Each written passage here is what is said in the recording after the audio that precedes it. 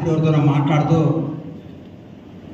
ఎట్లుందా 14 సీట్లు గెలవాలి పక్కాగా అంటే అన్నీ గెలుస్తాం కానీ మంత్రిని ఏదో కొద్దిగా టైట్గా ఉంది అంటున్నాడు. ఎవరో పొద్దున్నే శ్రీధరానికి ఫోన్ చేశాను, అన్న ఏందన్నా అంటే ఊరికో 1,00,000 మెజార్టీ వస్తుంది అన్నాడు నాతో. సరే అన్నమాట కూడా బయలుదేరి చూసుకుంటూ పత్తిపల్లి పార్లమెంట్ ఎన్నిక అందరిని ఆపుకుంటూ వచ్చిన. ఒక 100 మందిని క్వశ్చన్ చేస్తే 100 మంది మా ఓటు కాంగ్రెస్కి అని చెప్పారు. అప్పుడు ఫిక్స్ అయిపోయి ఈ ఊరికి వచ్చాను. ఈ ఊరికి వచ్చినాక 2-3 ఎవరో బీజేపీ మేము హిందువులం సార్ అన్నాడు. బాబు నాకు 50 సంవత్సరాలు 34 సంవత్సరాలు శబరిమలకు వచ్చిన, నువ్వు నాకంటే గొప్ప హిందువు కాదు, నువ్వు శ్రీరామ్ అని మీరు పేరెత్తుతున్నారు. మేము బతికేదే శ్రీరాముని నమ్ముకొని, మేము నమ్ముకునేదే శ్రీ ఆంజనేయుని నమ్ముకొని, మేము ఉదయం నిద్ర లెగిస్తే జై హనుమాన జ్ఞాన గుణ సాగర జై కపిలేశ తిలోక ఉజాగర రామదూత అతులిత రామ అంజనీ పుత్ర పవన్ సుతర మహావీర విక్రమ బజరంగి అని హనుమంతుని తెలుసుకుంటాం. పొద్దున్నే అయ్యప్పని తెలుసుకుంటాం, పొద్దున్నే వెంకటేశ్వర స్వామిని తెలుసుకుంటాం. ముస్లిం సోదరులు వస్తే నమస్కారం పెడతాం, క్రిస్టియన్ సోదరులను గౌరవిస్తాం, ప్రతి మతాన్ని గౌరవిస్తాం, ప్రతి ఒక్కరిని ఆదరిస్తాం.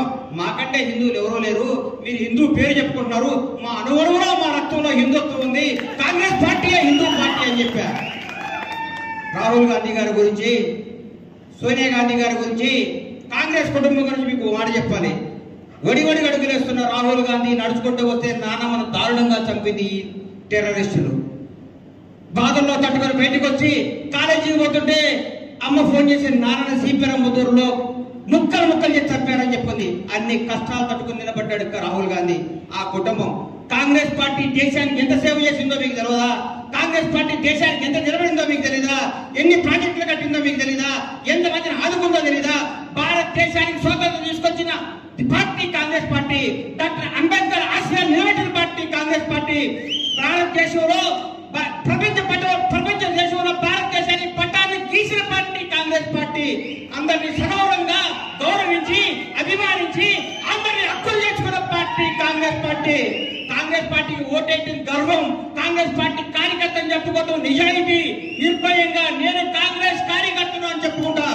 నన్ను అడిగిండు, అరే నువ్వు టీఆర్ఎస్ బీజేపీ గారు ఓచు కదా అని. నేను కొట్టింది కాంగ్రెస్ వాడుగా, నేను చచ్చేది కాంగ్రెస్ వాడుగా. నాకు పార్టీలు మారటం, పార్టీల కోసం నిలబడటం తెలియదు. నేను రాజకీయాలు ఉంటే కాంగ్రెస్ లో ఉంటా, బయటికి పోతే కానీ చస్తే కూడా కాంగ్రెస్ నాది. ఎందుకంటే ఈ మూవన్నెల రంగు పార్టీ కాంగ్రెస్ పార్టీ. కాంగ్రెస్ కార్యకర్త అని చెప్పుకునే పదవి కంటే నాకు ఏ గొప్ప పదవి వద్దని చెప్పిన. అట్లాగే ఒక రాజకీయ నాయకుడు కావాల్సిన 3 లక్షణాలండి. ఆయన మీద ఆయనకు బాగా నమ్మకం ఉండాలి. ఆయన దగ్గరికి వచ్చే ప్రతి కార్యకర్త ఆయన నమ్మాలి. వచ్చిన ప్రతి కార్యకర్త ఆయన మర్యాద చెప్పాలి.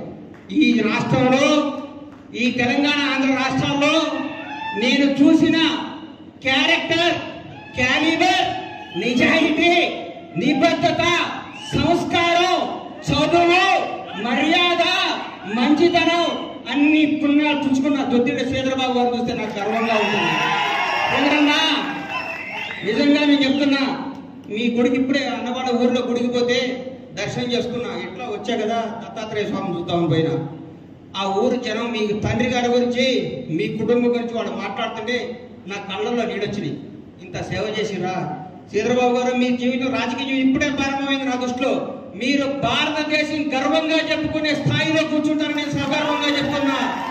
అలాగే పెద్దల వెంకటస్వామి గారు, ఇందిరమ్మ సమకాలికులు, ఇందిరాగాంధీ గారితో పనిచేశారు, మహానుభావులు. ఆయన ఎక్కడున్నా గర్వంగా ఉంది. నా మనవడు కాంగ్రెస్ పార్టీ ఎంపీగా పార్లమెంట్లోకి వస్తున్నాడని దివినున్న మనవడిని చూసి ఆనందపడే రోజు మీరందరూ 1,00,000 ఓట్ల మెజార్టీతో మన వంశీ గారిని గెలిపించి సగర్వంగా వెంకటస్వామి గారి సేవను గుర్తు చేసుకొని, వాళ్ళ తండ్రిని, వాళ్ళ పెద్దనాన్న గారు వాళ్ళు చేస్తున్న సేవను గుర్తుంచుకొని ఆ బాబుని మీరందరూ దీవించి పైకి పంపించాలని కోరుకుంటూ, ఈ అవకాశం ఇచ్చిన మందని ప్రజలందరికీ, పెద్దలు శ్రీధరబాబు గారికి, వివేక్ గారికి, వేదిక మీద ఉన్న అందరికీ నా హృదయపూర్వక కృతజ్ఞత తెలియజేస్తూ సెలవు తీసుకుంటున్నాను. జై కాంగ్రెస్. అస్తం గుర్తుకే, అస్తం గుర్తుకే, అస్తం గుర్తుకే. రాహుల్ గాంధీ ప్రధాని కావాలి, మన డాక్టర్ వంశీ ఎంపీ కావాలి. ఆల్రెడీ రాబోయే 10 సంవత్సరాలు కాంగ్రెస్ పార్టీ అధికారంలో ఉంటుంది. వాడుకోండి, ఆడుకోండి, బాగుపడండి, కాపాడుకోండి. జై కాంగ్రెస్.